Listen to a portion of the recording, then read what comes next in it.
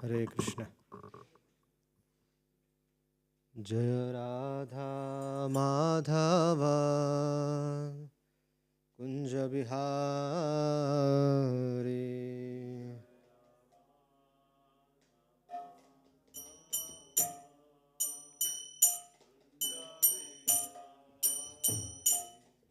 जय राधा माधव कुंज बिहारी,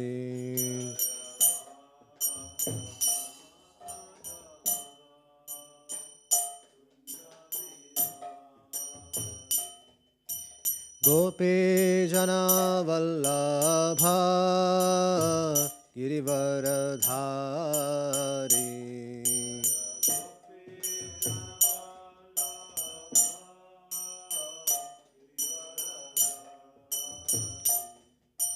गोपी जना वल्लभ गिरिवरधारी,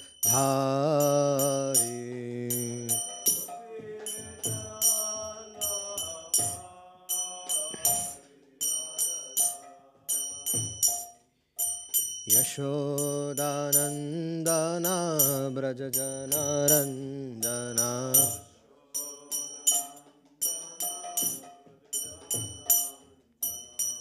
यमुना तीरा वनचारी,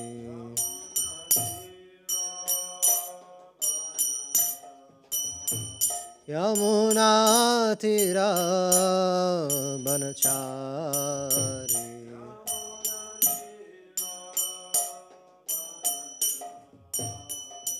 जय राधा माधव कुंज बिहारी,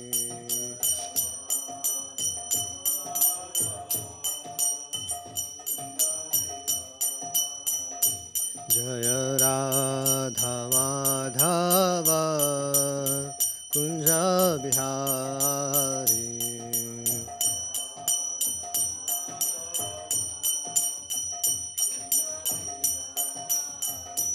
जय कृष्ण बलराम कृष्ण बलराम कृष्ण बलराम, जय कृष्ण बलराम,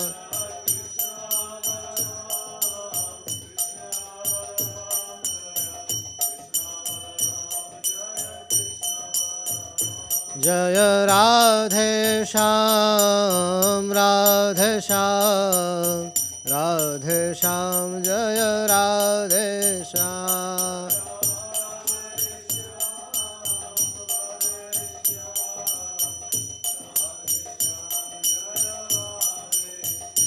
जय गौरानिताय गौरानिताय गौरानिताय, जय गौरानिताय,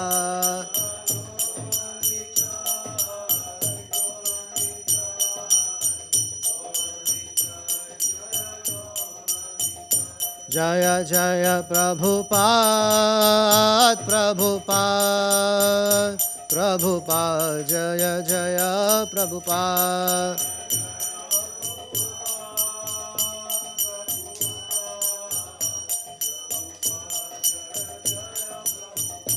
जय जय गुरुदेव गुरुदेव गुरुदेव, जय श्रील गुरुदेव।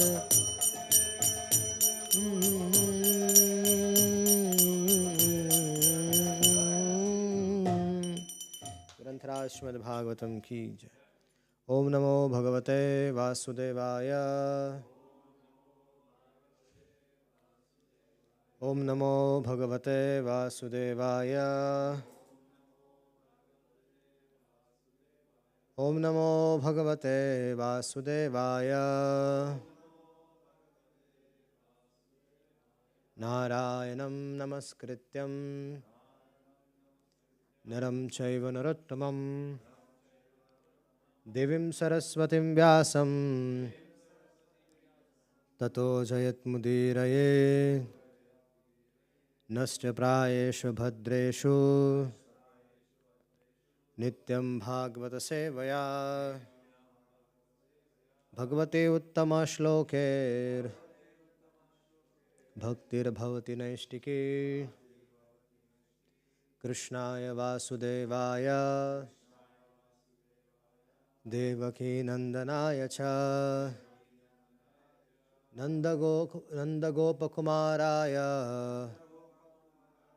गोविन्दाय नमो नमः।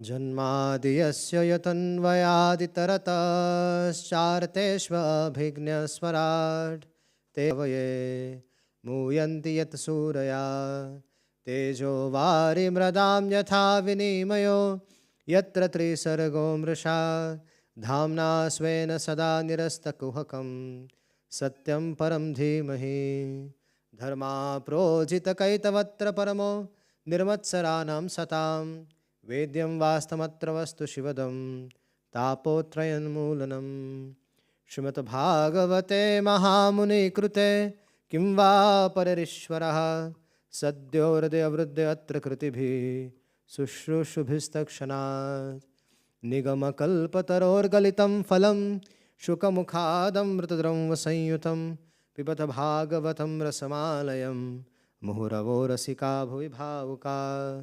ॐ अज्ञानतिमिरान्धस्य ज्ञानाञ्जनशलाकया चक्षुरुन्मीलितं येन तस्मै श्रीगुरुवे नमः। मुखं करोति वाचालं पङ्गुं लङ्घयते गिरिं यत्कृपातमहं वन्दे श्रीगुरुं दिनतारिणं परमानन्दमाधवं। नमो विष्णुपदाय कृष्णपृष्ठाय भूतले श्रीमते भक्तिवेदान्तस्वामिन्निति नामिने। नमस्ते सारस्वतीदेवे गौरवाणी प्रचारिणे निर्विशेषशून्यवादी पाश्चात्यदेशतारिणे। नित्यानन्दमहं नौमि सर्वानन्दकरं परं हरिनामामृतं देवमवधूताशिरोमणिम् आनन्दलीलामयविग्रहाय हेमाम्बदिव्यछविसुन्दराय तस्मै महाप्रेमरसाप्रदाय चैतन्यचन्द्राय नमो नमस्ते। जय श्री कृष्ण चैतन्य प्रभु नित्यानंद श्री अद्वैत गदाधर शिवासादि गौर भक्तवृंद। हरे कृष्णा कृष्णा कृष्णा हरे हरे हरे राम राम राम हरे हरे। ग्रंथराज श्रीमद् भागवतम की जय।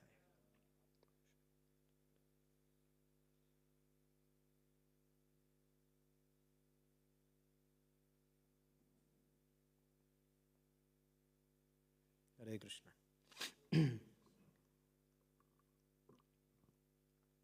So when Brahmaji, we are in the third canto, 22nd chapter, where we are discussing what we are just starting to discuss about the life of Kardama and Devhuti.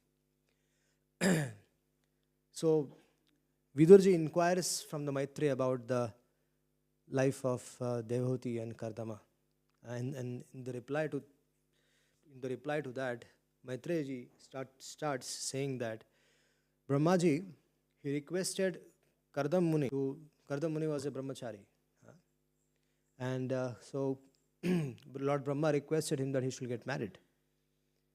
So usually when someone is asked to get married, the procedure is that he starts looking for a proper girl for a marriage, right? But here Kardam Muni underwent a severe austerity for attaining the Supreme Lord.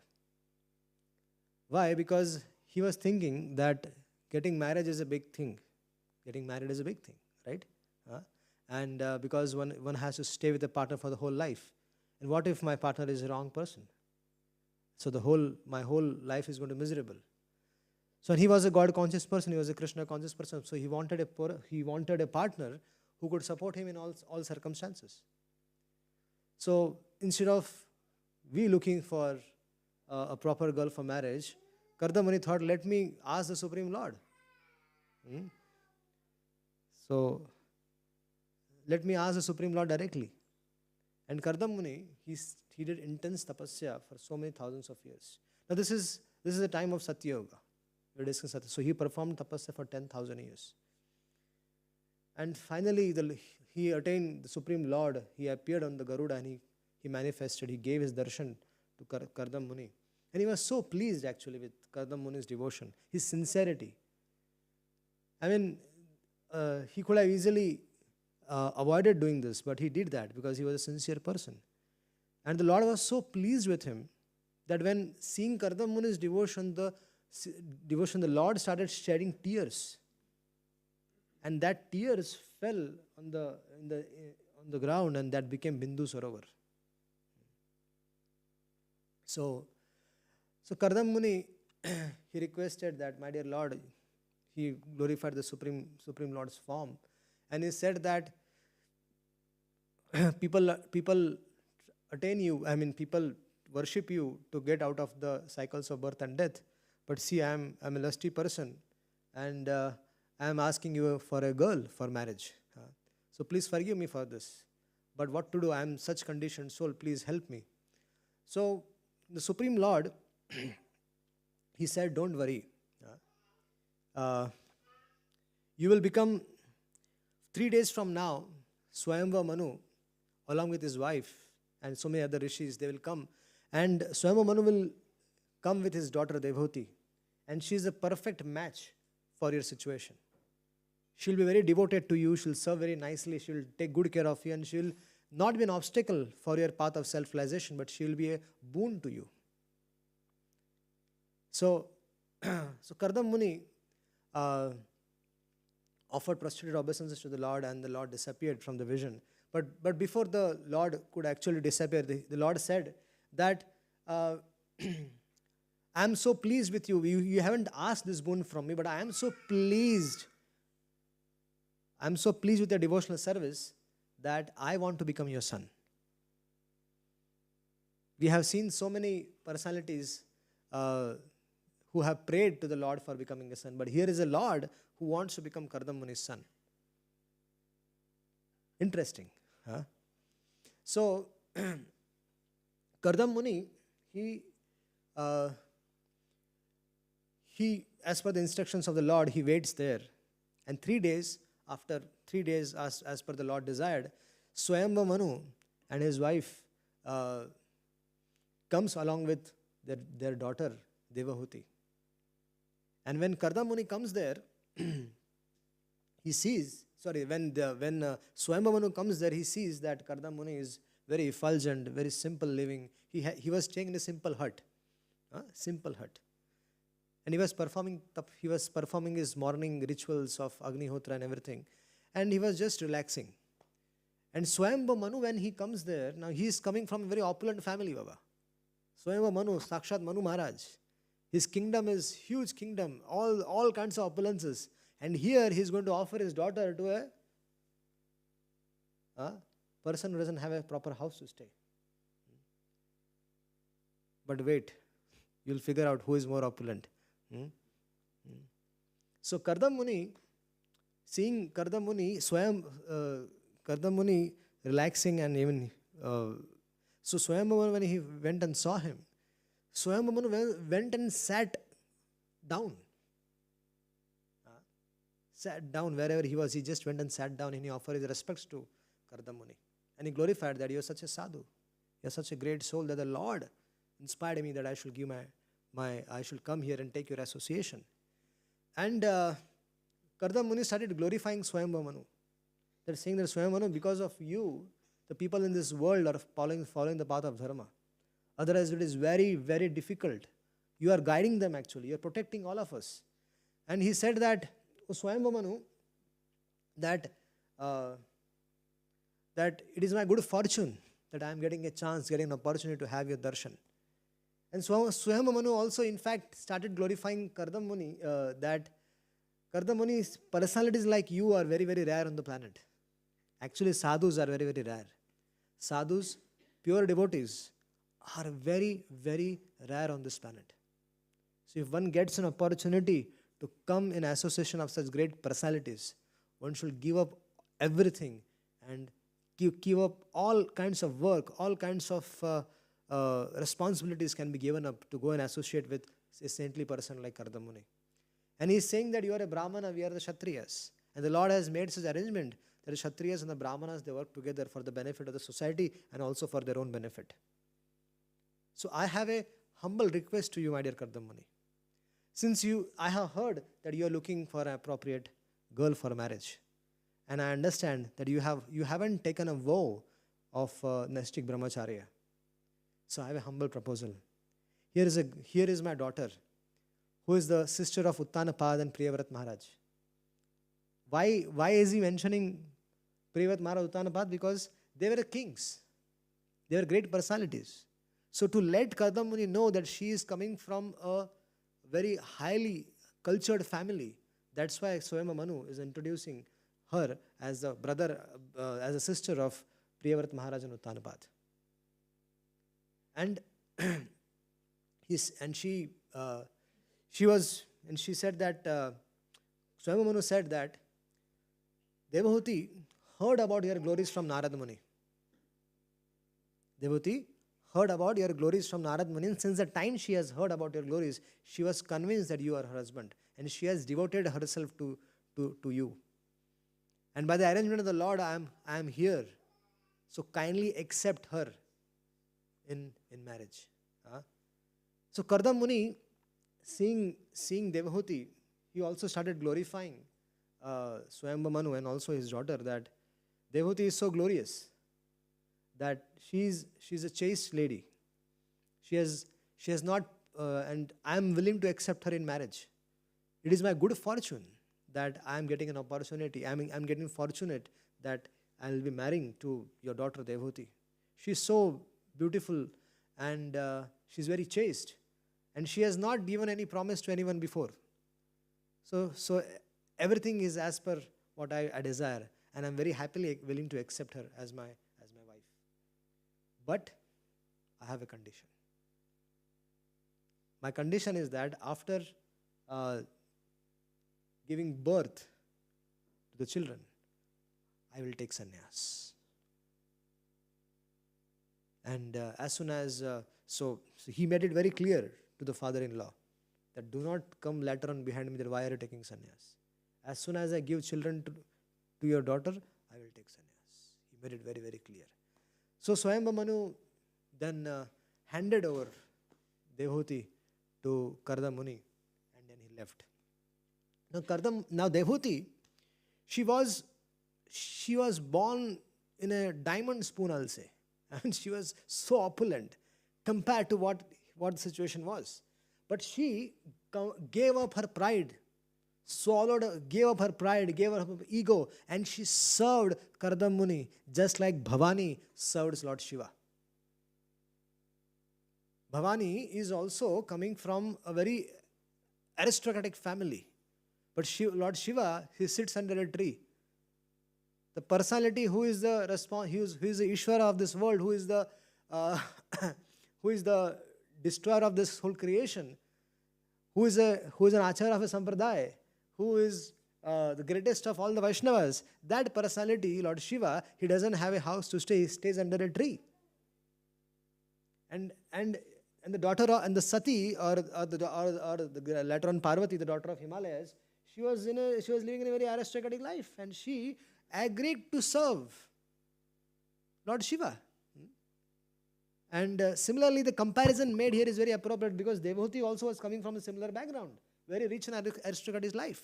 But she was very happily willing to serve Kardama Muni, a personality like Kardama Muni, who has attained perfection in life, already got darshan of the Lord. And Devahuti served Kardama Muni with humility, with intimacy, with giving up her pride, giving up her lust, giving up her anger, everything. And she served him so that he could practice his further spiritual life. She did not create any kind of disturbances to him that she wanted this, she wanted that. No, absolutely no. Kardama Muni even forgot. I mean, whatever was needed for his devotional services, she was been providing that very humbly. And Kardama Muni was so absorbed in his spiritual life, Krishna consciousness, that he completely forgot that there was someone like Devahuti. When he attained perfection, that one day he realized, oh, and then he saw Devahuti, and then he remembered Manu Maharaj, that Manu Maharaj gave daughter Devahuti to me, And when she came, she was so beautiful. And now she was very thin. She was there was a thick layer of mud on her body. Her hair were maddened like a rock. And so when Kardama Muni saw that, he was so pleased with her devotional service. And he was very, very happy with her, that thank you so much. She said that whatever I have achieved in my life, everything I want to share with you.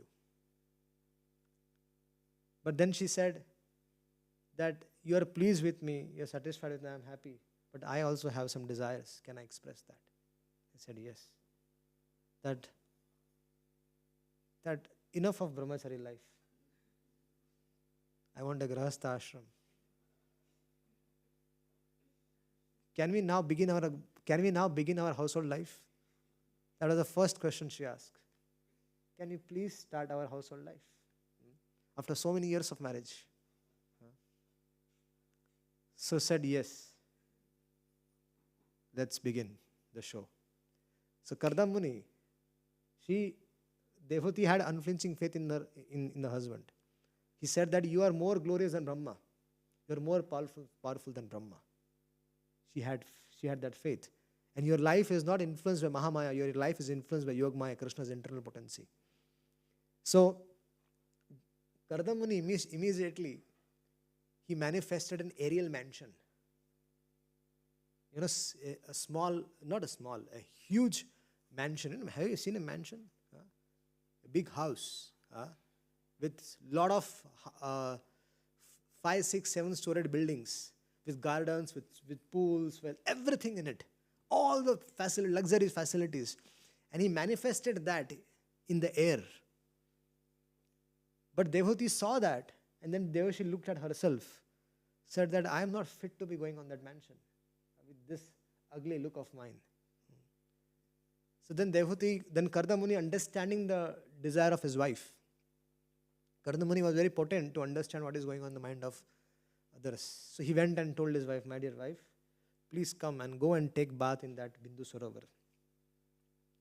So as she proceeded towards Bindu Sarovar, she saw that inside the water there were houses in that Bindu Sarovar, and there were 1,000 maid servants waiting for her. And as soon as she went there, they came out saying that we are your servants and we want to serve you. So they took her and they gave her a dip in Bindu Sarovar. And then when she came out, she was more beautiful than when she came to Kardama Muni. And then all these ladies, they started giving her bath with essential oils and everything, and started doing her shringar. And when she was completely ready, they showed her how beautiful she was looking. And immediately when she saw herself in the mirror, then she immediately thought of her husband. And then she was brought in front of the husband. And then Kardama Muni and Devhuti, they climbed on the aerial mansion, and they traveled not only around the Sumeru mountain, but all across the universe. They travel all across the universe for hundreds and hundreds of years. And this 1,000 maid servants were serving both of them for so much amount of time. And the time passed, the time passed so quickly that 100 autumns passed by, nobody knew. So after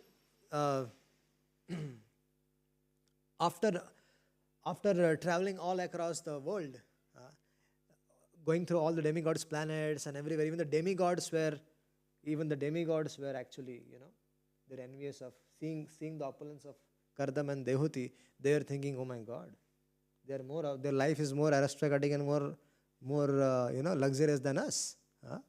And so they finally, after roaming around, they finally reached their own hermitage, the place where they had a small hut. And there, Kardama Muni expanded himself into 9 forms. He was a yogi, powerful yogi, and who has attained perfection. He expanded himself in 9 forms, and he actually impregnated Devhuti with uh, with these 9 forms. And Devhuti gave. Now this is the mystic power of Kardamuni, that the children were born, and as soon as they were born, they were full grown. They were fully grown. So he did not want to go through that, that cycle of what the household life used to go through. Because he said, enough of lot of things happened, so I need to take sannyas. So he was a mystic person. So he did all this. So when she got 9 daughters, she was Kardamuni thought, wow, very nice. So Devhuti, you have your children with you. So now I wish to go and take sannyas. So I'm going. So as soon as Kardamuni was about to go, she started crying. She started saying, my dear husband, why are you leaving me in such situation? What happened? You have given me 9 daughters, and they will get married and they will go. Who will take care of me? Said, okay, so please do something for me as well. And then Kardamuni said, don't worry, Devhuti, when I please the Lord, at that time the Lord instructed me that He will come as our son. So the Lord first appeared in the mind of Kardamuni. From Kardamuni's mind, he entered the mind of Devhuti. And from Devhuti, he entered the womb of Devhuti. And when the Supreme Lord was in the womb, at that time, Brahma and other Devatas, they could understand that the Lord has come. And they all went to greet the Lord, welcome the Lord, and they offered various prayers there. And at that time only, the marriage of the 9 daughters was fixed, because Brahmaji came with an agenda. Brahmaji had so many 9 rishis with him. So the 9 rishis got married to the 9 daughters of Kardamuni. And then gradually Lord Kapila was born. And when Lord Kapila was born, Kardamuni, he went when he was sitting peacefully, when Lord Kapila was sitting peacefully, he goes and he offers his respectful obeisances to Kardamuni. So to Lord Kapila. Lord Kapila, and he requests that, my dear son, can you please take the responsibility of your mother, and allow me to take sannyas. Allow me to go. So Lord Kapila was also very pleased with his devotional service, that he gave him permission. And he said, no, go and you can execute your devotional service, fixing your mind into me, and I will take care of my mother. So when Kardamuni departed, Devhuti,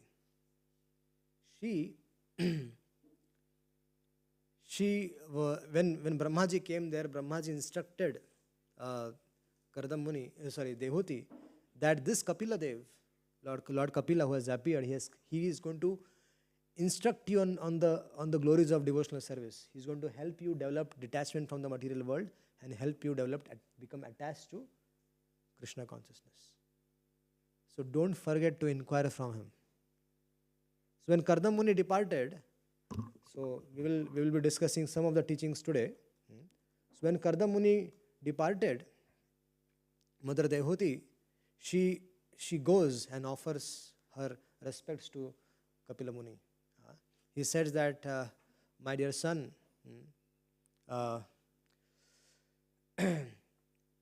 you are the ultimate goal of life, and you are the Supreme Personality of Godhead.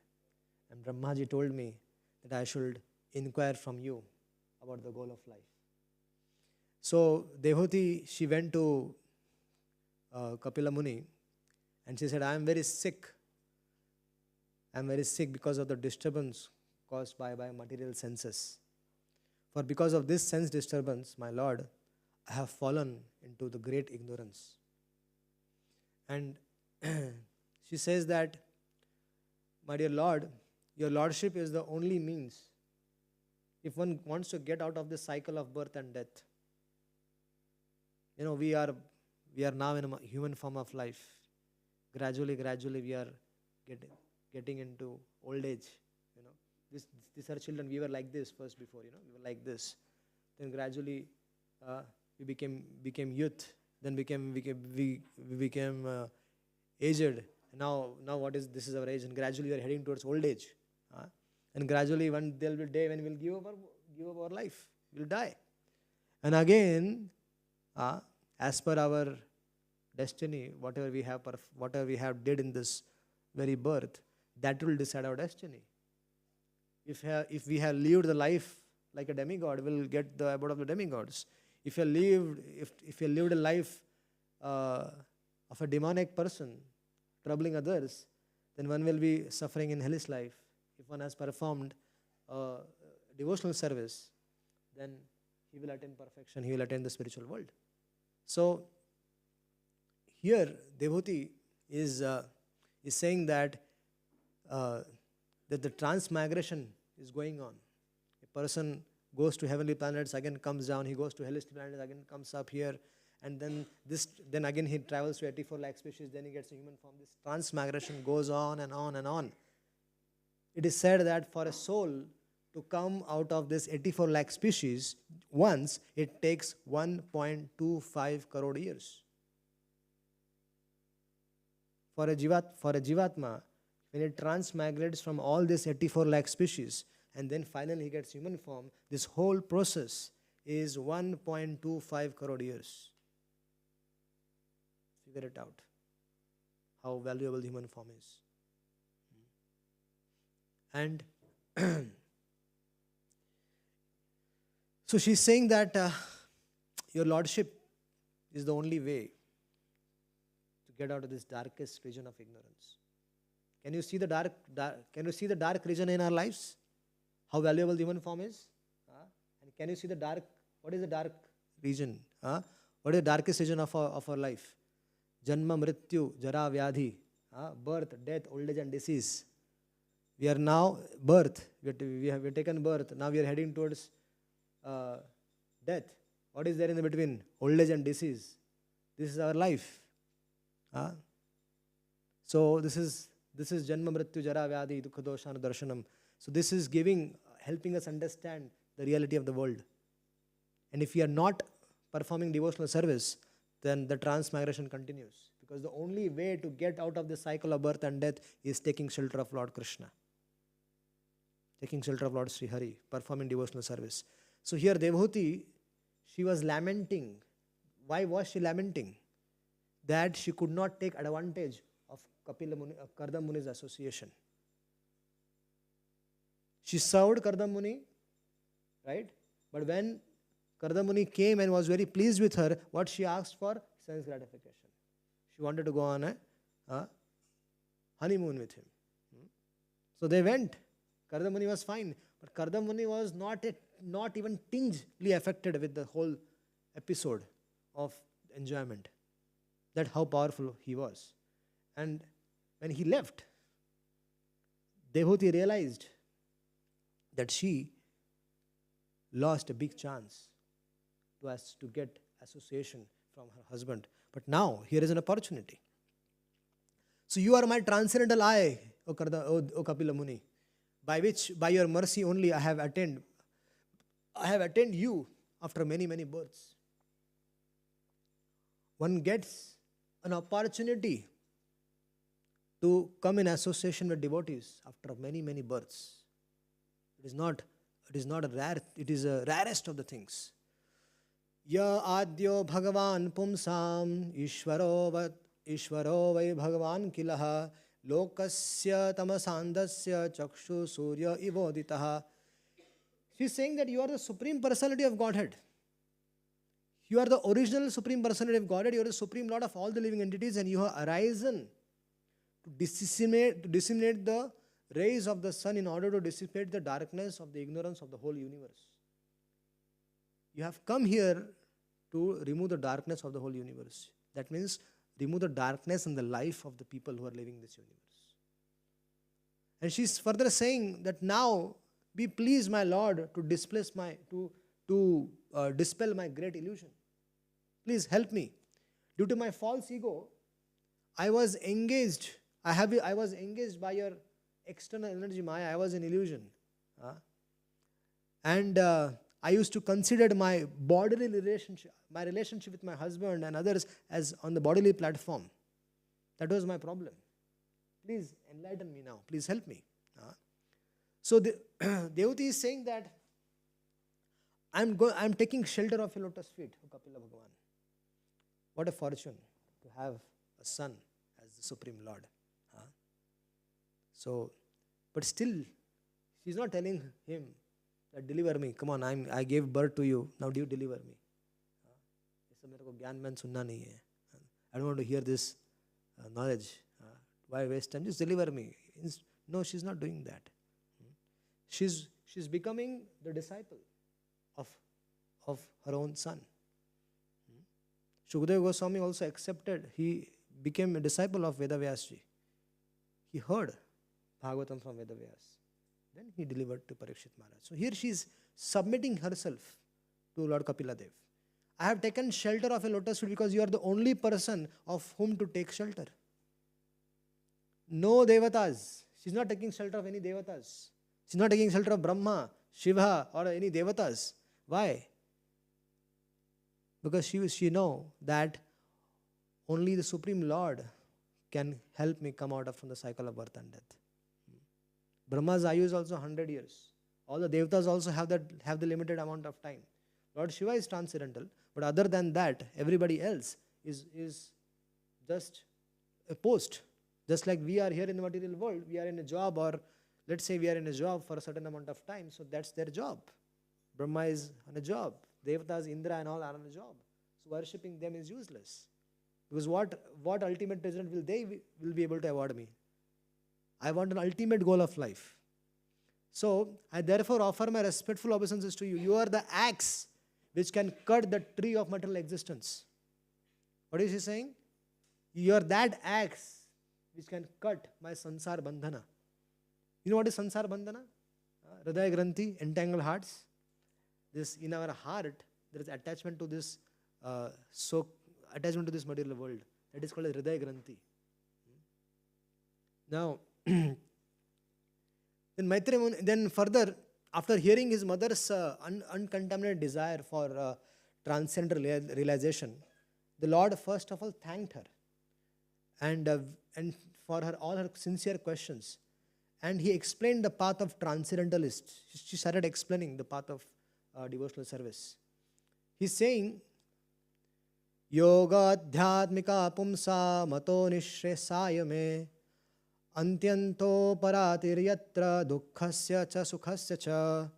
So the Lord is saying that the yoga system which relates to the Lord and the individual soul, yoga system. What is yoga? Linking with the Supreme. You need to understand. What is yoga? When we call as there are different kinds of Jnana Yoga, Dhyana Yoga, and Ashtanga Yoga. There are different kinds of yoga. So what is yoga means? Yoga means connecting with the Supreme Lord. That is yoga.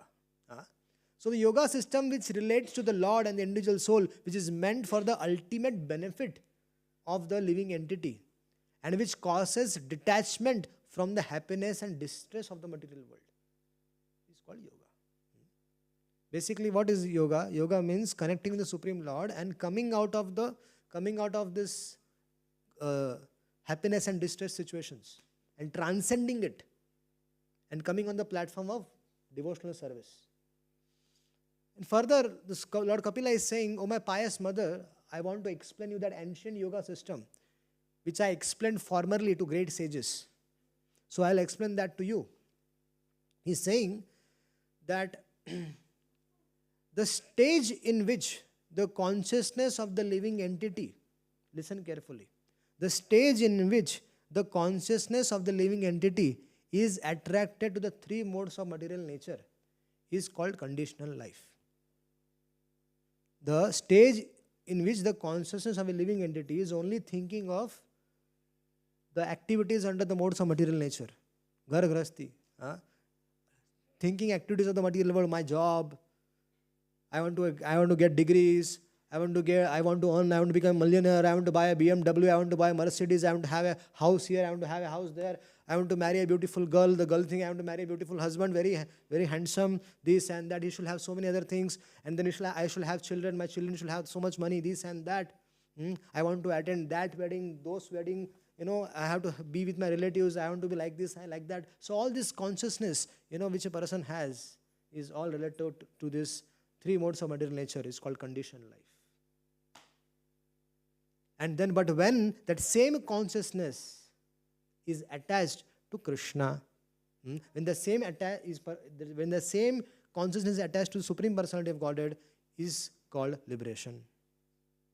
We are having a relationship with our wife, we are having a relationship with our children, we are having a relationship with our parents, those are good.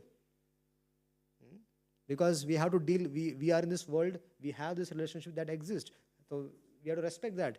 But we should also know the ultimate relationship one should have is with Krishna. If you forget that and just maintain this, then that is conditioned life.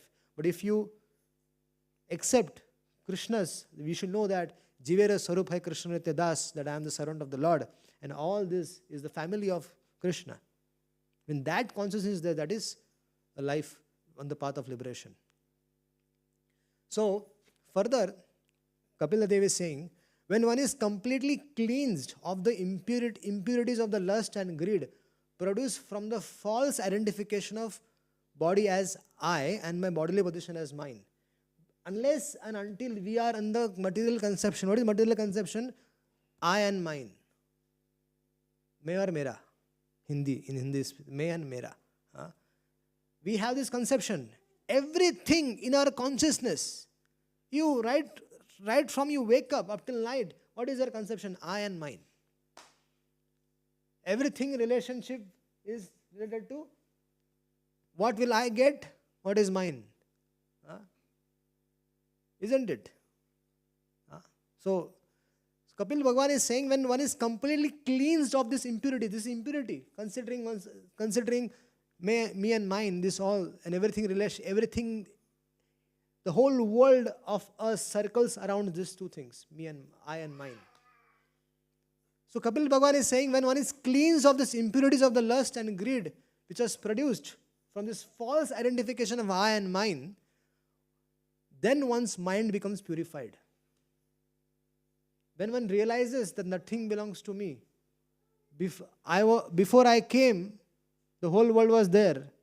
And after I go, the world is going to exist. So where do things belong to you, Baba? We are just using it. We are just using it.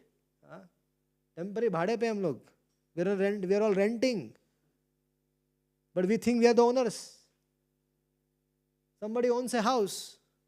And then you go, suppose you go for a job, you shift to US for example. Somebody owns that house and then you get it on rent. So you pay the rent per month. But then what happens gradually? The consciousness starts building up. This is my house. Then we buy a car on loan. We buy a very big car on loan. The car is mortgaged with the bank for so many years. But then what happens? You're using it. Initially, few days, the mindset is that, okay, the car is mortgaged, car is on loan. But gradually what happens? It switches. Consciousness switches. He thinks, hey, car is mine. And then when some friends come, some relatives come, oh, this is my house. This is my car. This is the illusory world, Baba.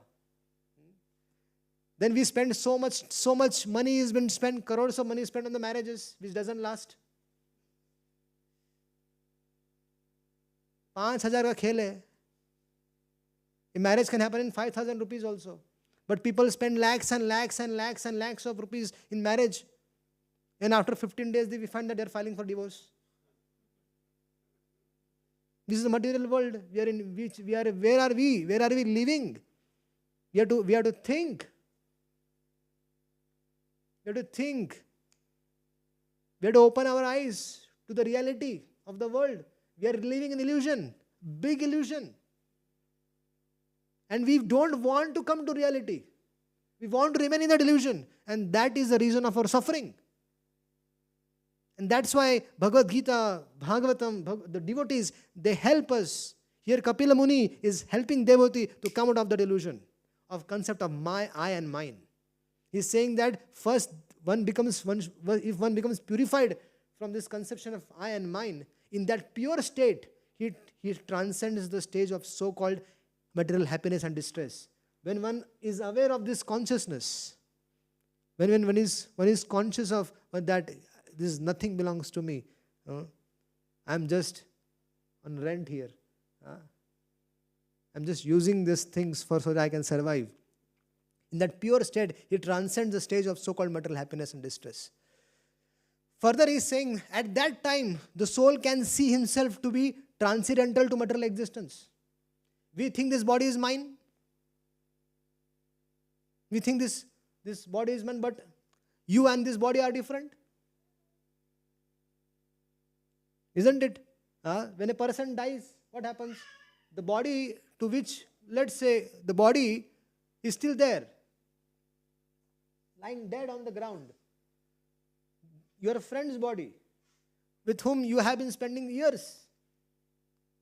But he is dead. So what is missing in that?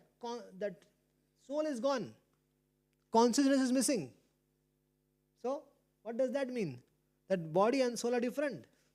So at that time, the soul can see himself to be transcendental to material existence and always self-effulgent, never fragmented, although even minute in size. So we should know this. How will we know this? By performing devotional service. Jnana vairaga yuktena bhakti yogena chatmanaha. In that situation, when this is the basic understanding that we are not this body, we are spirit, soul. And then the conception of I and mine, these are the basic things of understanding the path of spiritual life, the path of self-realization. These are the basic things of understanding Krishna consciousness. What is Kapila Bhagavan saying? That in that state, that is the state of in position of self-realization to some extent. In that state of self-realization, by the practice of knowledge and renunciation and devotional service, one sees everything in right perspective. When one has proper knowledge, proper understanding, then for him, he is not in the illusion. He does every activity with proper state of mind. He doesn't live in illusion anymore. He becomes indifferent to material existence, and the material influence acts less powerfully on him. The influence of the material world also becomes less on him, because now he is opening his eyes. He is coming from tamsoma jyotirgamaya. He is coming from darkness to ignorance, darkness to light. Gradually. Completely new. Gradually it's happening. Then further, perfection in self-realization cannot be attained by any kind of yogi. There are so many people in the world in the name of yoga, in the name of spiritual life. They are doing so many things, so many tamasha they are doing. So many propaganda are there, so many yogis, they are making a business out of it. But the process, the perfection in self-realization will not come even if you give thousands and thousands of pounds or euros to someone. There are people in the world who are in the name of yoga, they have started big businesses. And they tell, we will make you God. We will make you God realized. So all these businesses are going on. Kapil Bhagavan is saying that perfection in self-realization cannot be attained by any kind of yogi unless he engages in the devotional service to Supreme Personality of Godhead. And that is the only auspicious path.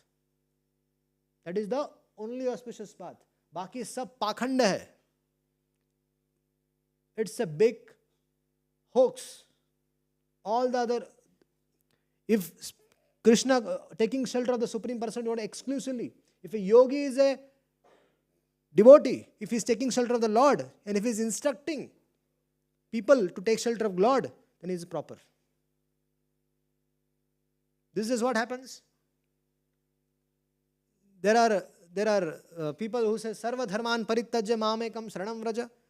So there are yogis who say, oh Baba, I am saying this Bhagavad Gita now, I am reciting this verse, so surrender to me. That yogi, he's telling, I am the God now. When there is a pain in his tooth, he has to run to the doctor, and he is a God. He doesn't have hair on his head, he's a God.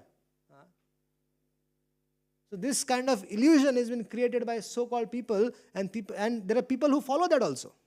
So we should know, that's why Bhagavad Gita, Srimad Bhagavatam, one should take shelter of these literatures, read them scrutinizingly, and understand what is the actual path of self-realization. So Kapil Bhagwan is saying that every learned man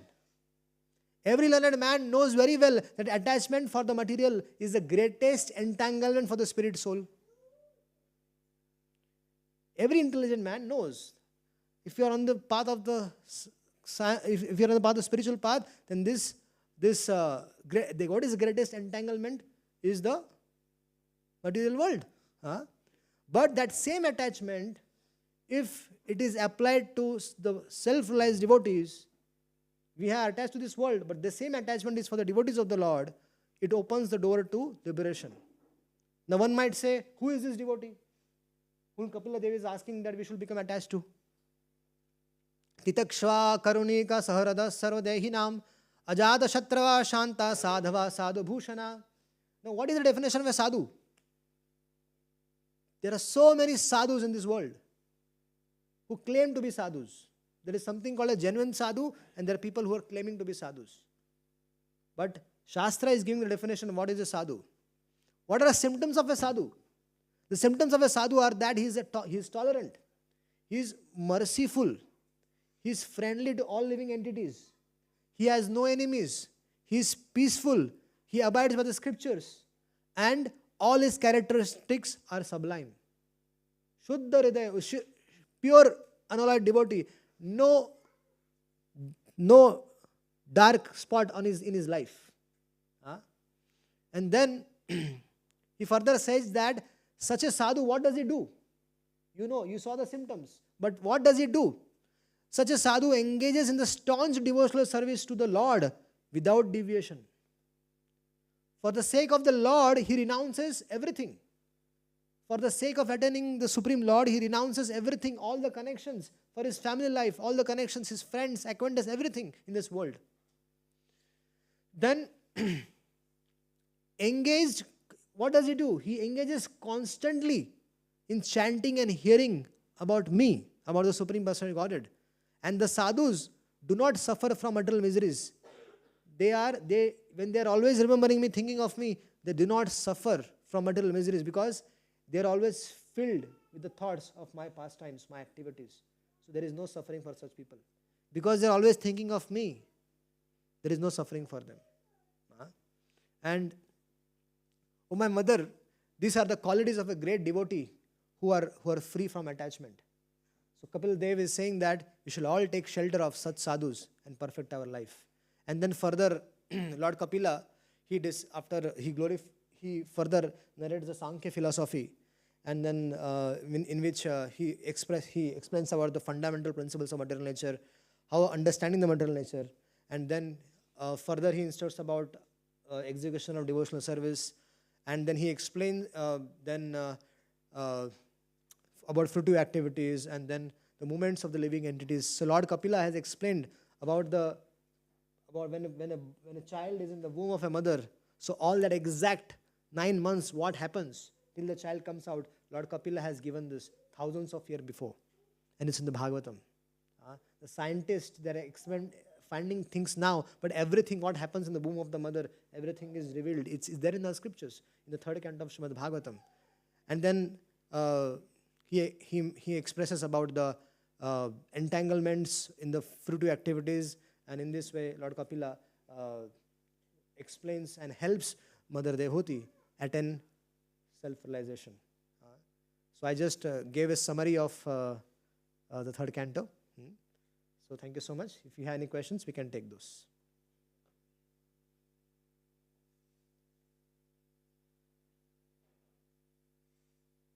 Any questions?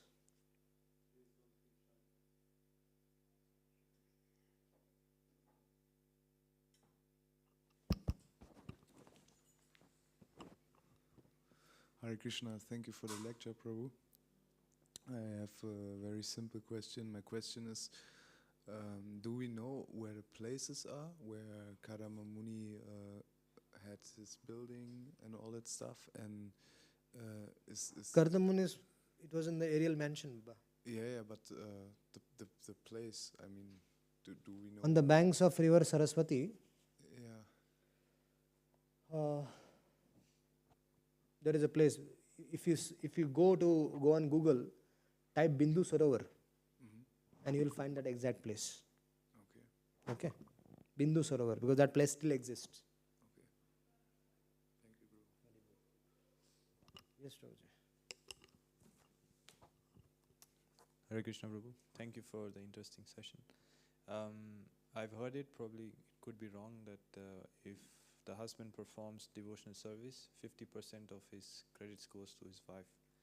So in the case of Kardama Muni, wouldn't Devahuti already be liberated, since Kardama Muni was pious himself or realized himself?